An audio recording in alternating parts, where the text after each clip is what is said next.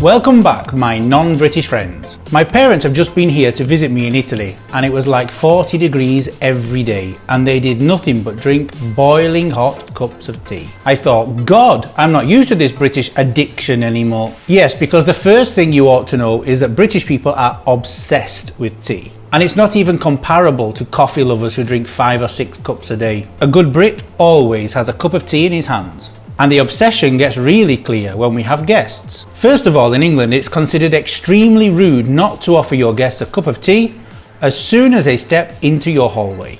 As for the guests, do not try to say no to a cup of tea. You might get away with it the first time, but the second time they won't even ask you, and they'll just present you with a cup in your hands. Yes, there will be a second round, and maybe more. Because when a guest finishes their first cup of tea, a sort of emergency occurs. Oh my God, you finished your tea? Let me give you another. And here's another fact. In England, tea is always with milk.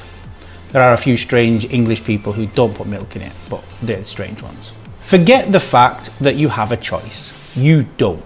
Even though back in the day, milk was added to tea to avoid the porcelain cups from cracking, now it is a rule. There is no tea without milk. And forget that multi-flavoured fancy shit. Tea is only supposed to taste of tea. Well, at least for us anyway. I think it's now quite clear that tea in England does not mean afternoon tea. What you know as afternoon tea was started by Duchess Anna Russell in Bedfordshire in the 1840s. She was quite a hungry lady, and when she ordered her tea she asked for sandwiches and snacks in order to survive until dinner was served. She then started to invite her friends, and the fashion began to spread. Afternoon tea became known as low tea, due to the fact it was served on low tables. And then the battle started between the posh people and the more common people. The more common people had what they called high tea because it was served on normal tables and chairs. Yes, because for the rest of England, tea was served at the end of the day when the working class family used to gather together. Along with tea, people used to eat pies and salads, bread and butter, and this basically became their dinner. Something interesting you may or may not know.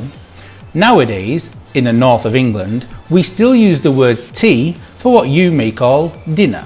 So I would ask my mum, "What's for tea tonight?" And then she would probably defrost some food from Asda, pop it in the microwave, and there you go, a happy Chris. Going back to the good old-fashioned brew, what I love is the fact that with a cuppa in your hand, you feel like you can face anything in the world. It's way more than a ritual. It's part of our identity. It's a statement. So one of the most empowering and reassuring sentences I know is surely, "Put kettle on!"